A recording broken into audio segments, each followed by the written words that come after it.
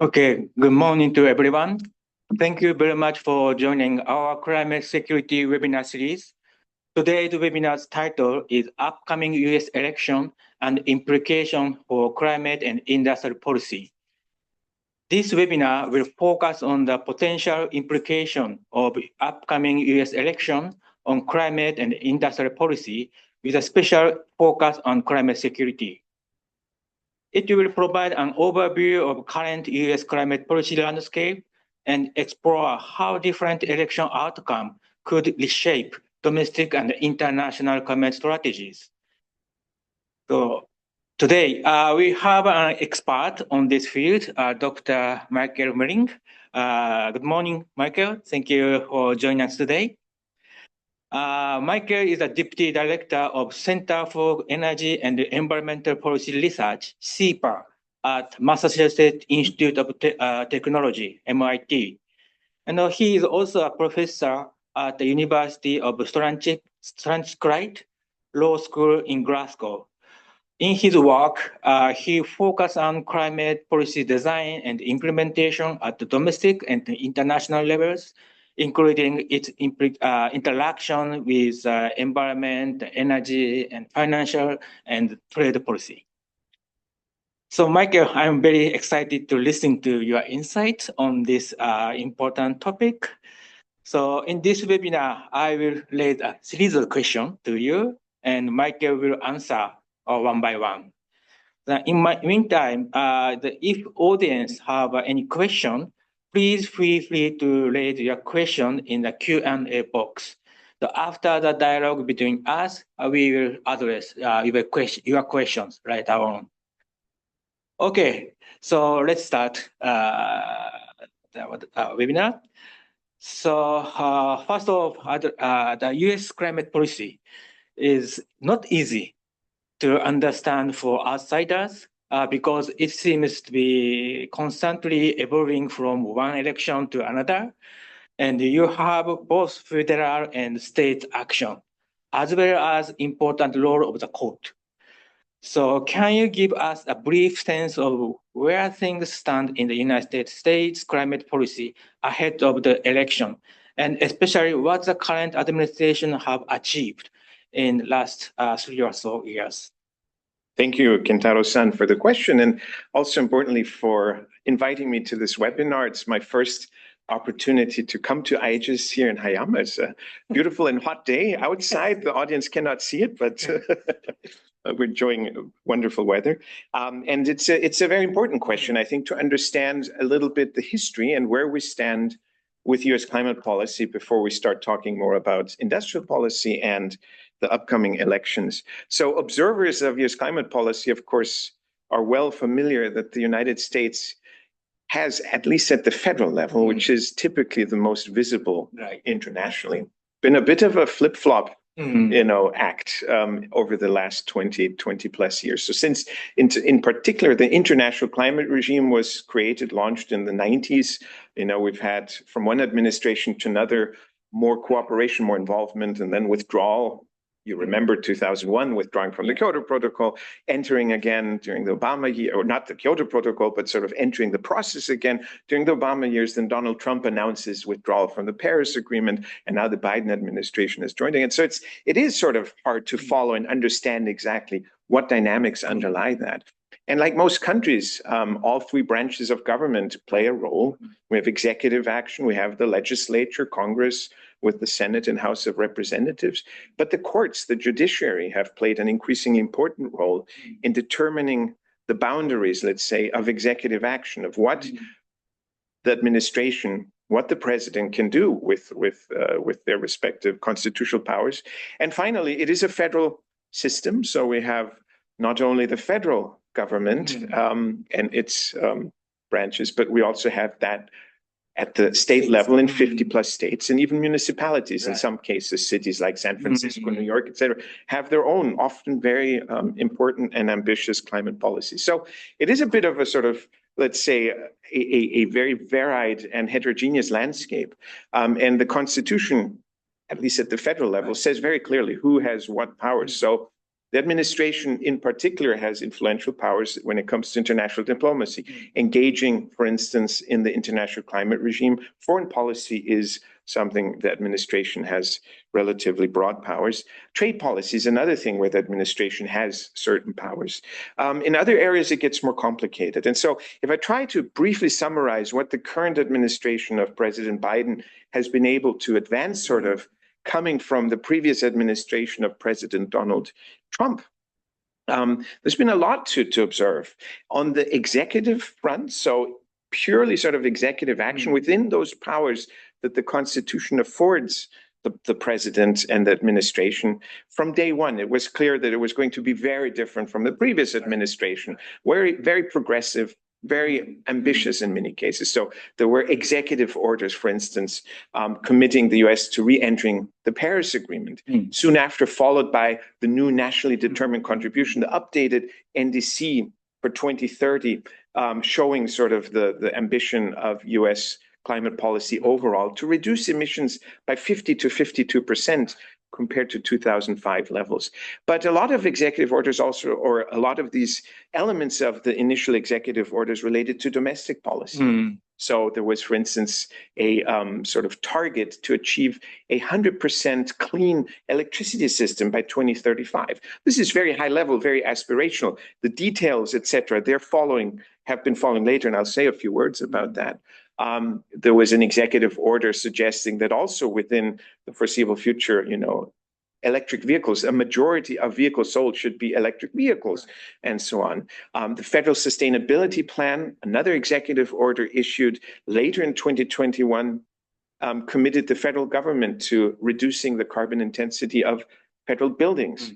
It's the largest building owner in the world.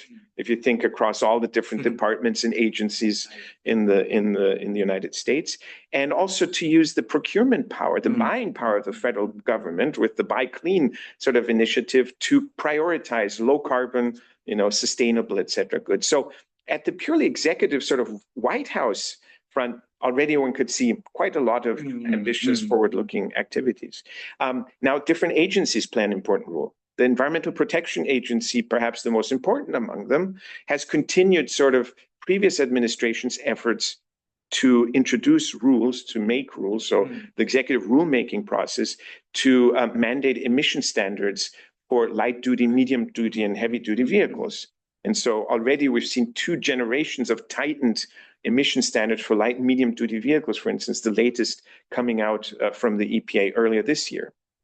The Securities and Exchange Commission also issued an important rule earlier this year on mandating disclosure of climate-related risks for investors to increase transparency when investors are selecting financial products, to understand sort of and selecting where to invest, to understand climate-related risk.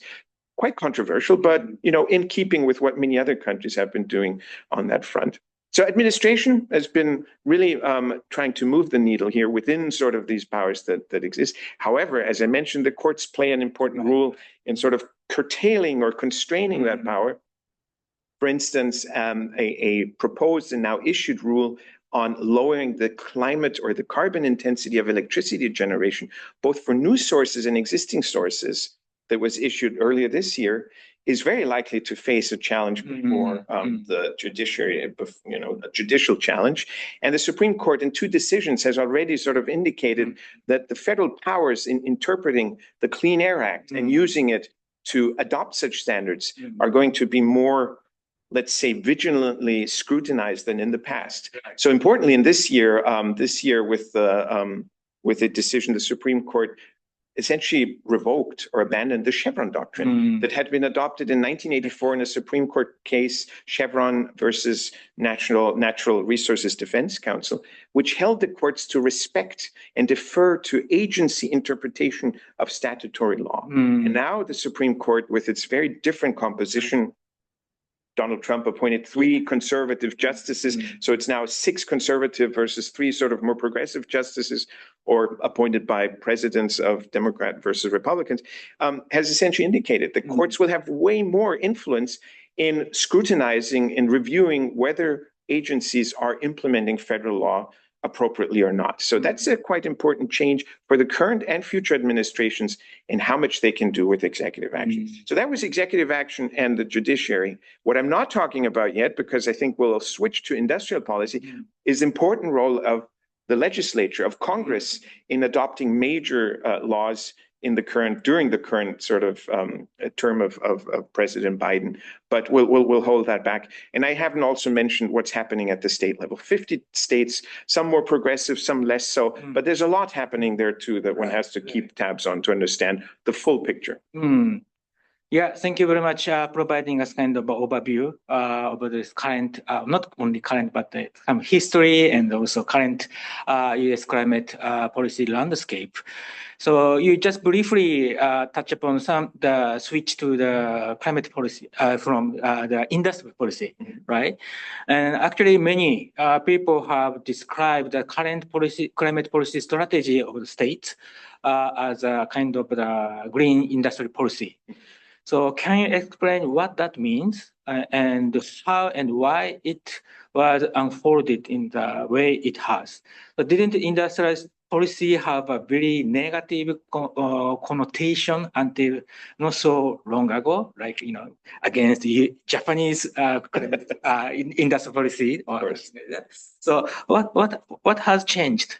Yes, so it's funny. Not long ago, you would have considered any mention of industrial policy inside Washington, inside the Beltway, as a kind of a taboo, a bad word, a bad concept. And this was the era really where Japan pioneered the use of government intervention to promote and sort of grow strategic industries so that they can compete in the global market at a time when the United States, especially in the 80s and sort of 90s, was placing so much more emphasis and focus on opening markets, liberalizing and deregulating markets, relying on the free market in this sort of epical battle between the free market democratic economies and, of course, the sort of during the Cold War, the centrally planned economies under in the influence of the Soviet Union. So there's this historical legacy, the Washington Consensus, that was really against any kind of big role for government.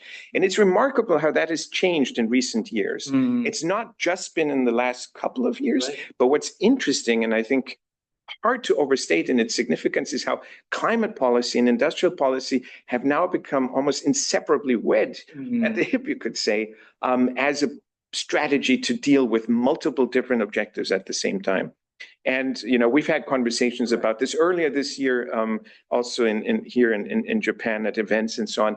What has really sort of promoted this massive change? And if you listened to speeches by National Security Advisor Jake Sullivan, or Anthony Blinken, Secretary of State, or Secretary of the Treasury Janet Yellen over the last 2 years or so, it's remarkable how sort of really Bidenomics, the economic strategy of the U.S. government has shifted towards this greater role of government. What are the factors that underlie that? There's several. I think one was the increased sort of reliance on government intervention to deal with external shocks. And this is not something that only started recently. Of course, the COVID pandemic was, in more recent memory, sort of one of these that saw huge investment packages in most countries around the world to kind of stimulate, revive economies that had been affected by the pandemic. But we can recall, 10 plus years back during the economic and financial crisis, how stimulus packages and sort of targeted investment also tried to achieve green or sustainability objectives. The Green New Deal back, UNEP and Korea, Japan, other countries were also sort of following this track. So dealing with external shocks and using the power of government, fiscal policy, etc., investments to revive and to stabilize economies. Another important factor is how trade policy has evolved and the increasingly dominant role of China. So already during the Obama years, and certainly during the years of Donald J. Trump as president, a lot of sort of this policy change has been to really intervene with trade policy in particular. You recall Donald Trump and during, in the second year of his administration, announcing and then implementing dramatic increases in tariffs against certain strategic commodities, but really also with what seemed a very protectionist. It was national security was the justification, but it also seemed handily protectionist to help protect workers, to help protect US companies.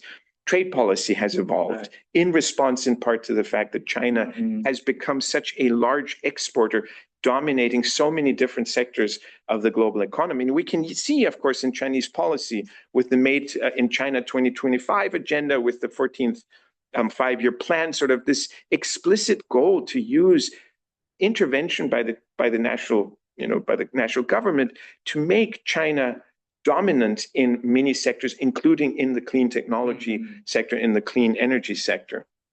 A final trend that I think is important is that populism has become, has seen a rise, not only in the United States, also in other countries. And of course, sort of a lot of the populist promises to bring back certain sectors, to create jobs, and so on, go hand in hand. They align very well with industrial policy to invest even in struggling companies, say in the steel sector, in the coal sector, etc. So this is again something we haven't seen only in the current years, but also before that. I think the fact that countries that take climate seriously realize that perhaps just relying on the free market and on the private sector to rise to that challenge, they're aware that this is not going to be enough. It does require sort of the government to put in all its effort to meet this tremendous challenge of deep decarbonization by mid-century, in line with the Paris Agreement and our net zero targets that more and more countries have. So all these factors together have sort of prompted this rise of industrial policy. And in the United States, we see that manifest in 3 legislative acts that have been adopted in the last several years since President Biden took office. One was the bipartisan infrastructure law, or Infrastructure Investment and Jobs Act. A lot of money appropriated for investments in infrastructure, including things like transmission power in the power sector, batteries and so on. So things that are energy storage that are relevant for the transition. A second one, the Chips and Science Act of 2022, that also has important provisions, especially on innovation and R&D and clean technology. And finally, and most importantly, the Inflation Reduction Act of 2022, adopted along partisan lines, or really with the Democratic vote, that appropriates, or that anticipates over a 10-year period up to, it's hard to cost. So the Joint Committee on Taxation, the Congressional Budget Office have had to revise their numbers because it's unclear how much exactly some of these provisions will be implemented and taken up by the private sector. But through loans, grants, and most importantly, tax credits, up to $1 trillion over a 10-year period in various different sectors, manufacturing, deployment of clean energy, and so on. So the numbers are staggering. And so looking at sort of the current administration's climate policy, it's definite that these legislative acts that were achieved with a lot of input and promotion by the administration are probably the most important legacy of the current administration on climate policy. Oh, thank you very much. Now we have a better understanding about kind of background or driving force behind the rise of the climate, green industry policy in the United States. And also you mentioned several key actual industry policy like CHIPS, and also the IRA, Inflation Reduction Acts. But on the other hand, the quantitative analysis suggests that the IRA, Inflation Reduction Act, and other measures can close a large part of the emission gap to the United States for the 2030 target. But still, even most optimistic analysis suggests that there are still be a kind of gap remaining. And also some critics have also voiced concern about challenges facing actual implementation in practice of these industrial policies. So could you elaborate it, or what is missing? Yes, happily. So Kentaro-san, if you allow, I'll share some slides with the audience that I think, are probably the more efficient way to convey. You always say a picture can speak more than 1,000 words.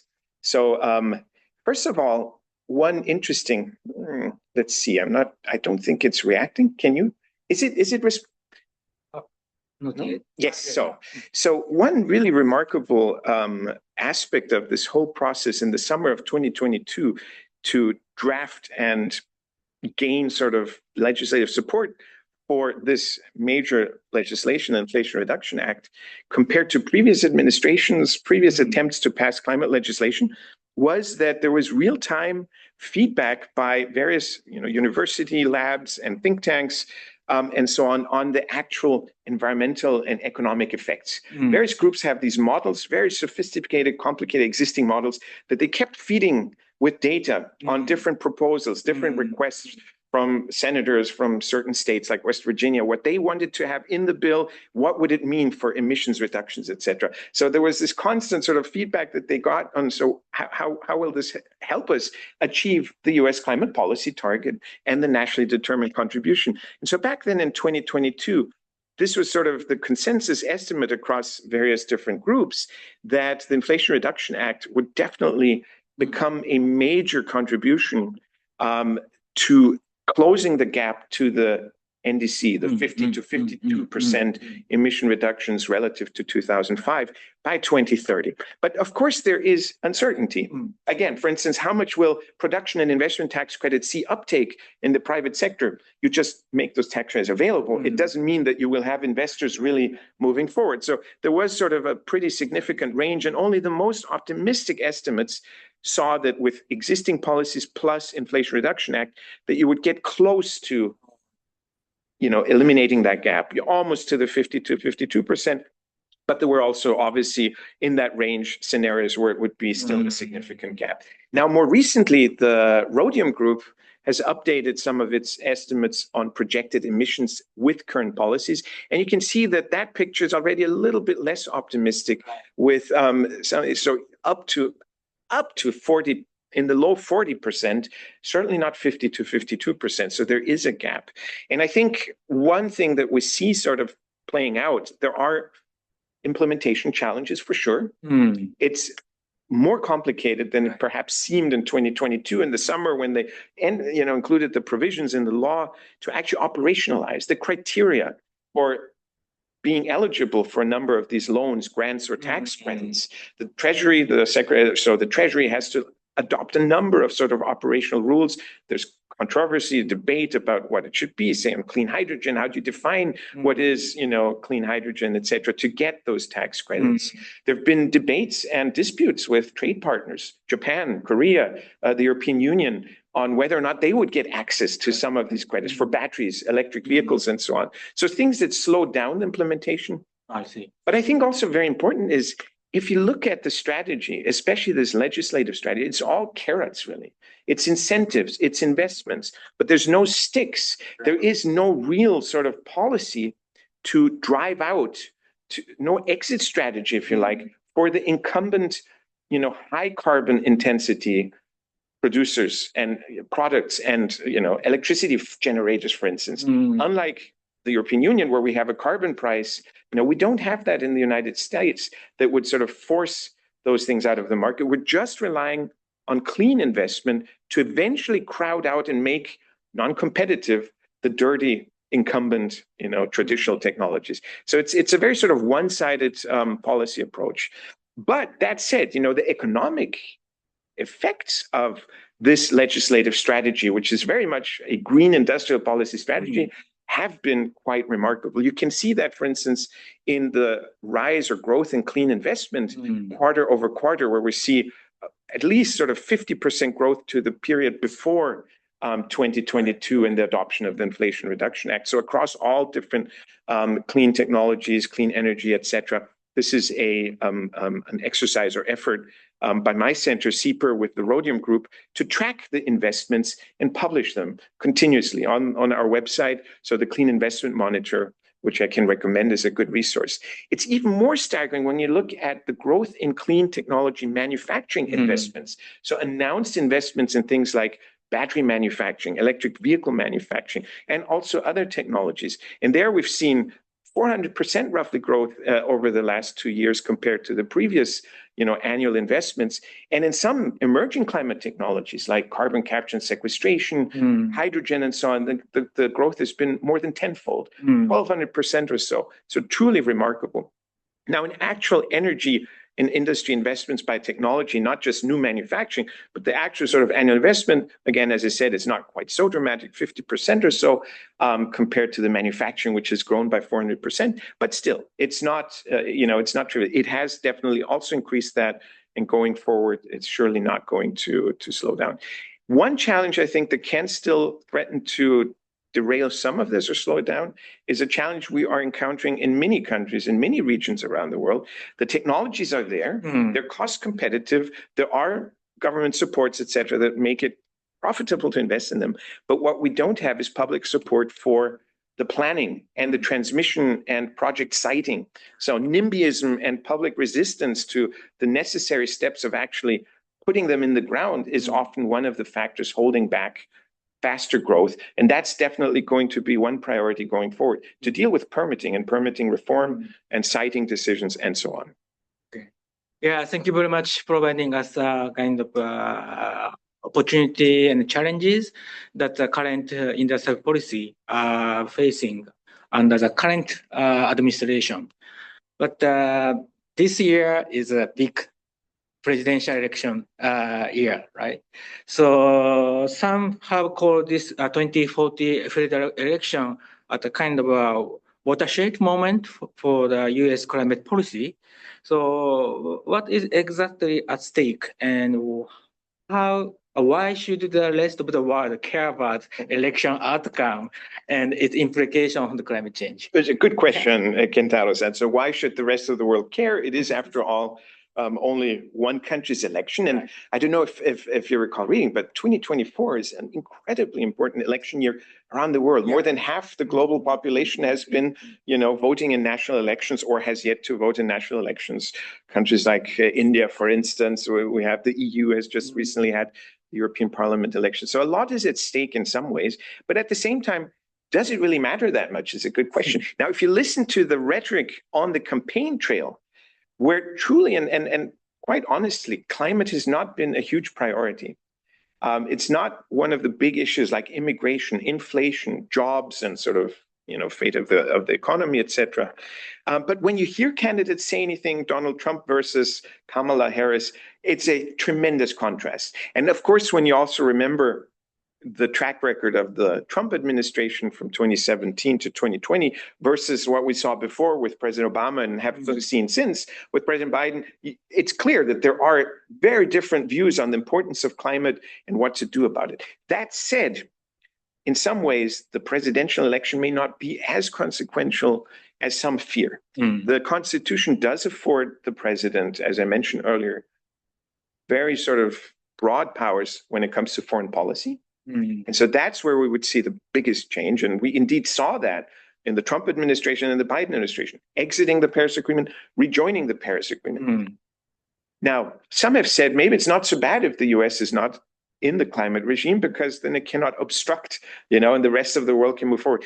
I think that is probably misguided. I think the signaling effect of having the largest economy in the world and still surely, one of the preeminent, hegemons in terms of political, diplomatic, military power, etc., pulling in the right direction on international climate cooperation is very important. And it's important for things like climate finance, which is, again, so important in order to get developing countries, the rest of the world, to pull as well with climate change mitigation and adaptation. On that front, I think the stakes are very high. Foreign policy, climate diplomacy. Domestic policy is a bit less clear because, again, so much is now in legislation, and the president alone cannot revoke the Inflation Reduction Act. And the technology costs that are declining, they won't become more expensive suddenly. The administration can do things. It can slow down operationalization of the Inflation Reduction Act. It can make it harder to cite or permit, clean technology projects. There are things that it can do, but it cannot make cheap solar expensive again on a pure technology basis. So, of course, these elections are not just presidential elections. In a scenario where we'd have large majorities in the House of Representatives and the Senate of the Republican Party, there could be some risk that, even these legislative successes like the Inflation Reduction Act are weakened again and rolled back. So that is something definitely to keep an eye on. But even then, states like California, Massachusetts, New York, and so on, will see continued state policy advancing the energy transition. Technologies will continue declining in cost because other countries like Japan are investing in R&D and innovation, even if the US government were not to put so much into it. So all in all, I think in that sense, probably not such a big risk. It's really more, I think, in the foreign policy and the fate of international climate cooperation, where we have that symbolic, that signaling effect that's really, really important. Okay. Yeah, thank you very much.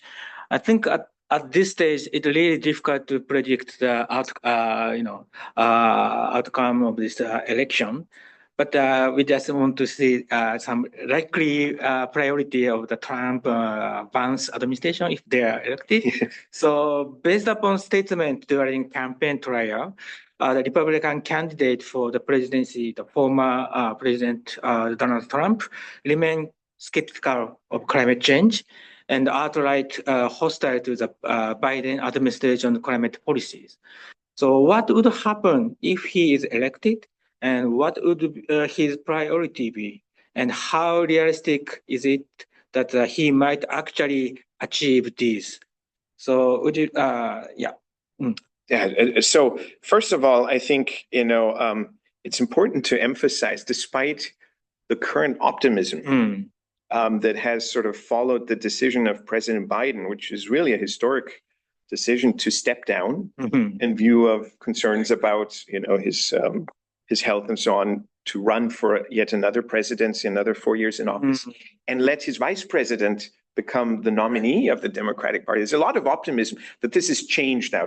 It has, in a way, that it has made it close again. Before that decision, unfortunately, it really looked very much like there would be a Republican victory. And now we're again in a situation where it's hard to predict, as you said. So it would be very premature to assume that now already the Democrats have won. And so we have to think about what would the climate implications of a Republican administration be. Now, on the campaign trail, if you go by the rhetoric, Donald Trump's statements, also his running mate, J.D. Vance, it's extremely negative. You hear about windmills, wind turbines not only being unreliable, and we have to, stop watching TV because the wind is not blowing and the sun is not shining, but that they kill birds or that they're killing whales. Electric motors. He keeps saying this, that if you're in a boat with an electric vehicle and it sinks, you're going to get electrocuted. It's almost better to get eaten by the shark than to get It's quite surreal, sort of the statements that we hear. And of course, he's often, emphasized that under him, the green hoax or the green new scam, would be abandoned quickly, and it would be drill, baby, drill, and energy dominance in fossil fuels. That would be his strategy. On day one, drill, baby, drill. He said that verbatim. So a lot of sort of rhetoric that suggests that, well, if Donald Trump is elected, the US would switch from being very engaged in advancing global decarbonization, US decarbonization, to being a major obstacle. But if you look at the track record during his actual years in office, where he also had this climate skeptical attitude and was saying a lot about reviving coal and, getting rid of solar and wind and so on, the actual track record suggests that a lot of this is bark, but without the ability to actually bite. Many of his sort of regulatory rollback activities in his years in office were halted in the courts. The vast majority, actually. The markets continue investing in what is cleanest. In fact, it's very notable that the design of the Inflation Reduction Act and some of these legislative measures have made sure that a lot of the clean energy investment is happening in Republican,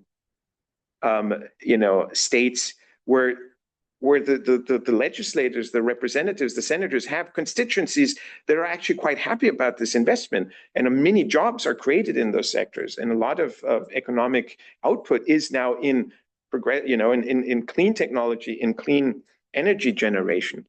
So the administration alone, again, is probably not going to achieve that terribly much, certainly not all the stuff that one fears from what's being said in the campaign trail, but a change in the legislative majority, that raises questions, as I said in the previous, in our previous round.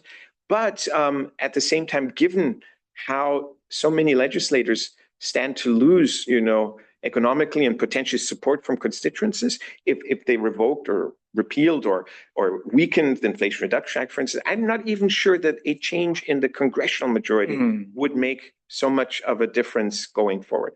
But, it's speculative. We, of course, don't know where things would head after 2025 and, new Congress and a new president. One thing I'll say is what a Trump administration certainly would be engaged on and promote, we know this, is, for instance, nuclear. They would, just like Democrats, they're very much in favor of retaining the nuclear generation capacity in the United States as a low carbon energy source. There is support among Republicans for things like carbon capture and sequestration or storage, partly because this is something that the oil and gas industry is very sort of capable in deploying and navigating. So there is a natural interest, I think, in keeping that. There is probably also interest in a Republican administration and certainly also in a Republican-dominated Congress in using trade policy together with climate in things like a border, foreign pollution fee that has been proposed by a Republican legislator, in part to sort of advance geopolitical goals, but under the guise of making it also about sustainability, sort of halting, the import of Chinese products because they're more carbon intensive. So it's an economic and strategic agenda, a security agenda too, but with a climate component that I think even a Republican administration and a Republican Congress might advance. Okay. Yeah, so you just discussed kind of scenario or outlook for the U.S. climate green industrial policy in case of the Trump's wins. But also, of course, we would like to know about your insight in the case of Harris win. So Vice President Harris has not said much about climate policy during her recent campaign speech. But she is part of the current administration. And can you expect continuity in the policy approach, or would there any possibility be major changes if she wins the election? So might there be the different focus for green industrial policy in Harris and her running mate Walt's administration? Right. I think a very important question, and I think, in a sense, a quicker one to answer. Obviously, she being part of the current administration as vice president, one can expect that it won't be anywhere near as dramatic sort of a change in course as it could be under the Trump administration, despite the fact that even Donald Trump has great limitations to what he could achieve. So we can, I think, expect much more continuity, of course. Might there be a change in certain foci? I think one important thing is, so first of all, it's remarkable that climate has not been a huge topic on the campaign trail so far. Neither, I mean, aside from Donald Trump's remarks that I just cited, on lambasting kind of an energy, clean energy, green energy, etc. It's really not a big topic. And the same with the Democratic campaign. It's not a huge topic, considering the scale and impacts of the climate crisis, which also in the United States, if you recall this summer, from wildfires and hurricanes and droughts and so on, tornadoes, the impacts are increasingly manifest also in the United States. And still, for especially the undecided or independent voters that are so important to decide the election, this is not a priority. So it's not something where Kamala Harris has been, starting every speech with something about climate. So we have to kind of infer from between the lines and what's not being said that there would be continuity to what the current administration is doing, of which she's a part. I think, of course, the legislation has been adopted with the bipartisan infrastructure law, CHIPS and Science Act, and the Inflation Reduction Act. So the focus is now very much on implementing this and making sure that implementation continues. I mentioned earlier that one of the big obstacles, aside from getting these operational details, what is clean hydrogen and so on, the definitions, the operational rules for disbursement of funds, is also advancing permitting reform. And that's a big challenge. And that does also most likely need, legislative participation. So this will be a priority for, I think, a Harris-Walz administration to create the regulatory environment for permitting and siting of clean energy projects to advance, to accelerate the energy transition. I think there will be challenges given the budget deficits, the fiscal situation in the United States, to maintain the required levels and even increased levels of international climate finance. Although this is something for the administration, it's foreign policy on the one hand to commit, but the actual appropriation of funds requires congressional support. So I think this will also, of course, be a challenge. And finally, just like a Republican administration, I think would continue showing some interest in the trade and climate nexus, which is also an industrial policy nexus for sure. I think in the Harris administration, you will also see further activities at this intersection of trade and climate. President Biden earlier this year in April launched a task force on climate and trade. And I could expect a Harris-Walz administration to now see what that task force can actually achieve beyond increasing transparency on carbon intensity of domestic and foreign production of, basic commodities like iron, steel, cement, etc., to also actually maybe implement things like a border carbon fee or tariff of some sorts. So these are some things. It's not a huge change, I think, in any way. There is definitely continuity, but some aspects where the next administration might be looking at other priorities and sort of advancing implementation. Okay, yeah, thank you very much. Yeah, this is a final question to you. And you also touch upon some the climate, international climate finance, and also climate and trade nexus. But as you mentioned earlier, the US already has a kind of reputation of being an unrealistic partner in the international climate policy, periodically joining or withdrawing from international climate regime. So at the same time, it remains a hugely influential actor in international arena. So can you say a few words about how the shift in domestic climate policy strategy might spill over into the international arena? So here I'll be picking up, and we can keep this short. I'm curious to see what questions also from the audience might come. I'll pick up a few things that I already mentioned in my answers to your previous questions, and if allowed, I'll focus especially on a recent proposal or sort of vision that a colleague who's currently at MIT at my center, Brian Deese, but was before that director of the National Economic Council, so very senior official in the White House in the Biden administration, has put out this vision of a clean energy Marshall Plan to sort of draw on the situation and the parallels that we have in the current global and geopolitical and sort of, with multiple crises, et cetera, with the situation in the 1940s after World War II, where the United States invested strategically under the first Marshall Plan to enable Europe and other countries around the world to sort of regain their footing, grow their economies, but also to become, not only political allies of the US and to shield them or protect them or help them sort of resist any influence from the rising Soviet Union and communism, but also to become customers of US products and use sort of their growing economic or their regaining sort of the renaissance, as I say, the recovery of their economies to become partners and allies economically of the US and help US producers sell their products in those markets. So, and the idea here is to essentially do something similar, but now for clean energy. Essentially, you could almost say it's like the foreign policy counterpart of the Inflation Reduction Act and the other legislative measures in the domestic policy dimension. This would be like the foreign policy dimension. And there's three elements that I'll just very briefly mention. So one would be to create a clean energy financing authority, sort of that draws on existing institutions in the US government, but gives them more power, streamlines some of their ability to use sort of export finance in order to enable developing countries in particular, which the US wants to secure as allies in this growing geopolitical struggle, especially with China and other areas of influence in the world, by providing concessional finance, loans, grants, etc., to enable them to purchase US clean technologies and also to grow their own clean energy economies. So very much sort of the idea of the Marshall Plan, more climate finance, but private sector, not public budget appropriation, but really sort of leveraging private investment by just providing loans, etc., so that they can then enable US companies to go and deploy their technologies and products and so on.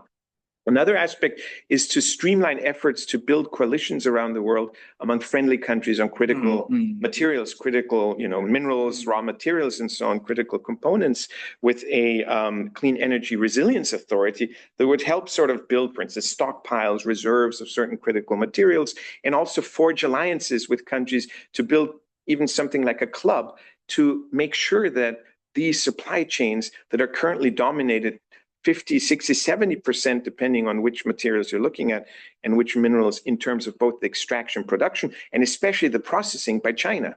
So to diversify those supply chains, to make them more resilient, less risky, and to build alliances with other countries. And finally, this plan also contains what I mentioned just in the previous question, a trade dimension to recalibrate sort of what we have done for decades, very much with US leadership, to liberalize and to sort of reduce tariffs, reduce trade barriers, to actually recalibrate that in order to correct what many perceive as some of the negative and unintended effects of years and years of trade liberalization, including unfair practices, excess capacities in steel, aluminum, and other commodities, chemicals, coming out of China in particular, where a number of countries, a growing number of countries around the world, including in the developing world, are starting to consider or are already implementing some kind of trade defense measures, trade barriers, countervailing subsidies, anti-dumping measures against China, to use that to sort of leverage again an alliance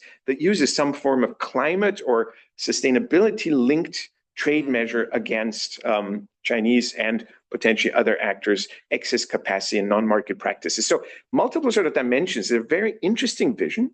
It's not been met, I think, with so much enthusiasm by my European, I was born in Europe, so of course I speak much with European colleagues, and also in other parts of the world, because it is so unapologetically, US leadership and pro-US. But I can also see the appeal and sort of the seductive vision behind this, to use US might, to use US diplomatic and economic and financial might to accelerate the energy transition and build new alliances, especially in the developing world. So this might be a way that domestic green industrial policy spills over into the international sphere and into sort of a foreign green industrial policy as well. Let's see if we will see it come. Okay, thank you very much. Yeah, thank you very much, sharing your very insightful thought regarding the U.S. domestic green industrial policy and also their implication for the international arena as well. So we really enjoyed your discussion. So now we'd like to move on to the Q&A. We have already got a lot of questions. So we will address one by one. Okay, so I choose one question. So one question, the question says, I once read an analytical report on IRA saying that federal level American industry are heading to more climate change friendly business, but the focus is still on low-hanging fruits activities. And long-term fundamental changes for achieving real carbon neutrality is still missing. How do you see this observation? And if you agree with it, do you think the current presidential election has any impact on this situation? So I would push back a bit against that premise. I think that the Inflation Reduction Act, of course, it has important elements in providing production and investment tax credits for existing technologies like solar and wind that are available and competitive. And one could say these are sort of low-hanging fruit. With electric vehicles, battery technology, storage, and so on, there's already something which definitely, I think, where it's much more critical that there's a lot of investment now coming under that legislation, but even more so in sort of these emerging climate technologies that are much, much earlier stage technologies in the technology learning curve, like hydrogen or carbon capture and sequestration, or especially things like direct air capture, so negative emissions technologies, where the Inflation Reduction Act has incredibly generous support for hydrogen. If you tick all the boxes, not only of ensuring that it's the lowest, low carbon, so green hydrogen, if you like, but also make sure that you have certain social safeguards, or you meet certain social objectives, apprenticeships and minimum wages, and you cite the hydrogen electrolyzers in regions that are economically disadvantaged, especially if they are like conventional energy communities, oil and gas, coal, etc., where this helps them transition. You can reap up to $3 per kilogram of hydrogen produced and get a tax rate for each kilogram. I would not say that that's a low-hanging fruit. This is a very costly investment in an early stage technology that can help drive scale, learning by doing, and technology cost declines over time. The current administration, I mean, the elections, could they change that? As I said in my answers to one of your previous questions, depends a lot whether we would have a dramatically changed majority in the Congress. And if indeed Republicans have the appetite, which I sort of doubt, given that so much of the investment is happening in Republican, in very deep red constituencies, and they're already benefiting economically from this law, that they would really want to repeal it. There might be some specific technologies, I could imagine, especially in the zero emissions vehicles, electric vehicles, et cetera, that's a bit of a cultural and ideological issue that you could see some pushback. But I don't think the car manufacturers will be enthusiastic because they're already investing and really sort of there's buy-in from the industry. Yeah, you just mentioned about the kind of pushback against EV and yes. Another question is that can you speak on the recent slowdown of vehicle electrification? I mean the EV, kind of pushback against the EV. So can you expect the U.S. to take a greater lead in the supporting this again, or Yes, so it's a good question, and I think it's one where very smart people are still not 100%. There's not 100% consensus on what's been happening. It is true that the actual sales figures, even though it is growing considerably compared to the very low baseline of the past, when we look at fully plug-in electric vehicles or zero-emission vehicles, has been growing quite dramatically, but it's still behind expectations and certainly too slow to achieve some of these penetration levels of having 50% or so of new vehicles sold be fully electric within a very short time span. And so one thing I think that we've underestimated is consumer preferences. There is still really sort of a behavioral aspect, range anxiety, and sort of stories that have come out of people buying or renting these vehicles and then being stranded because they don't find a place to charge, or the chargers are, there's a long line of people waiting to charge, or the chargers aren't working, etc. It's partly sort of a phenomenon of building acceptance and getting used to and building comfort with this very different type of vehicle, especially the charging side versus just gassing up or fueling at the pump.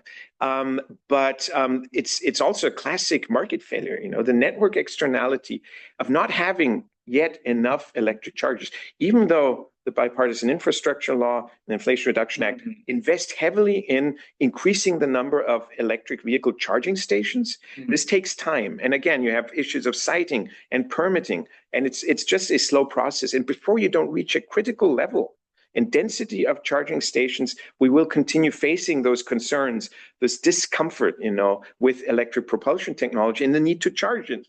And not just go to the thousands of gas stations where you can quickly refuel and you have no range problems.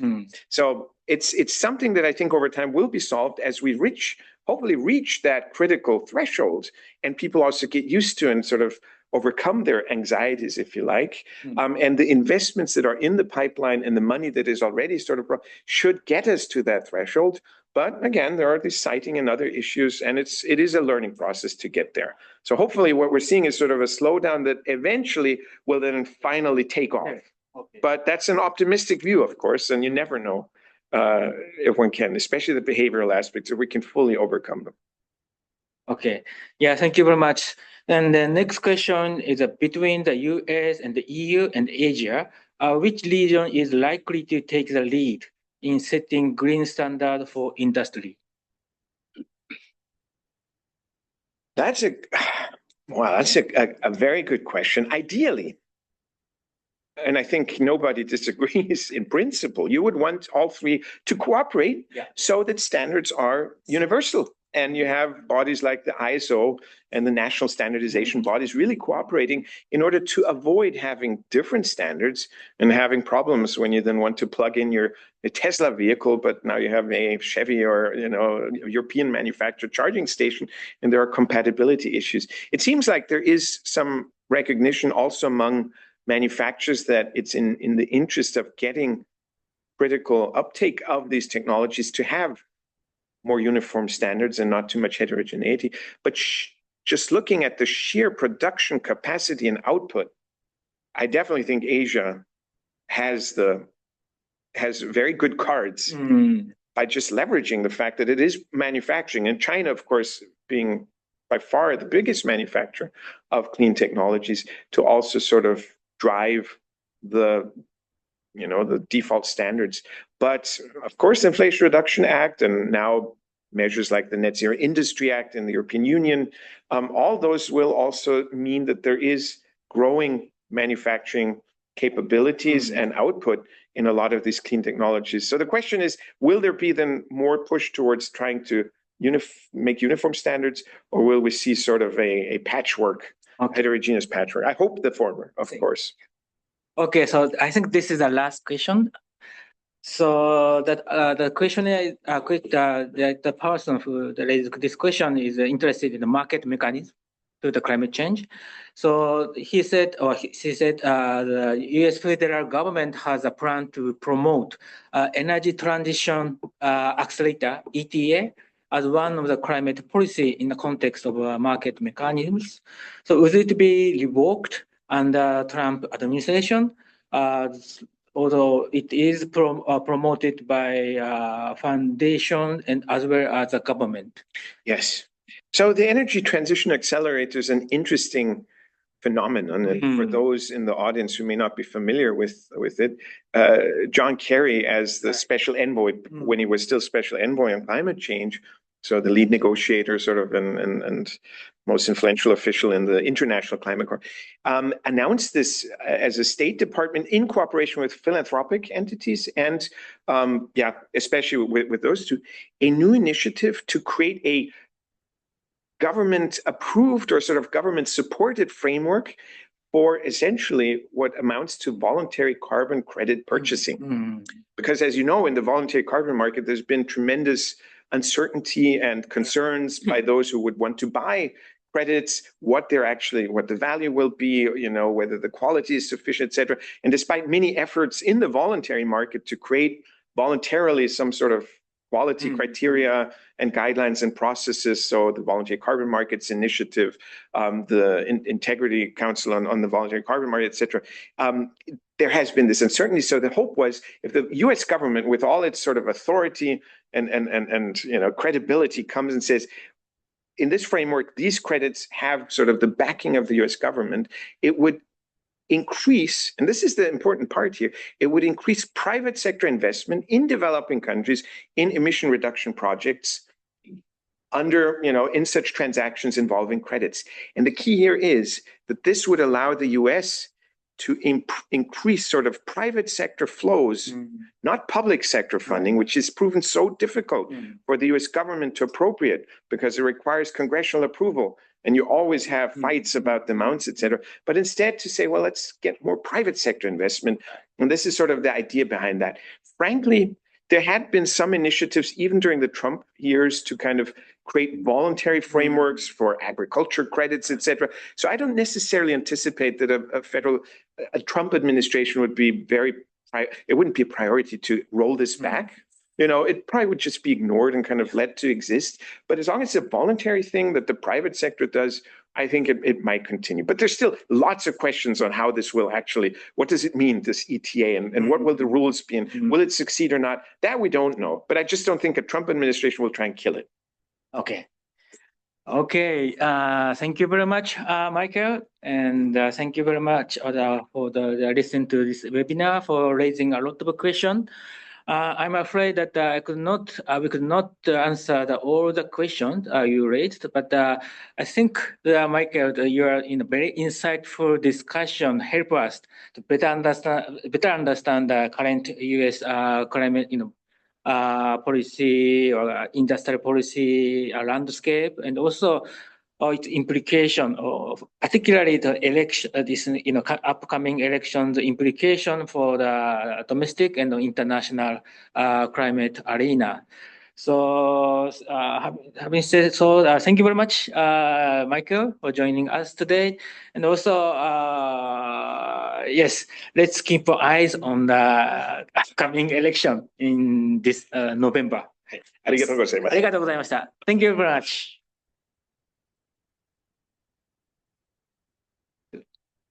Okay.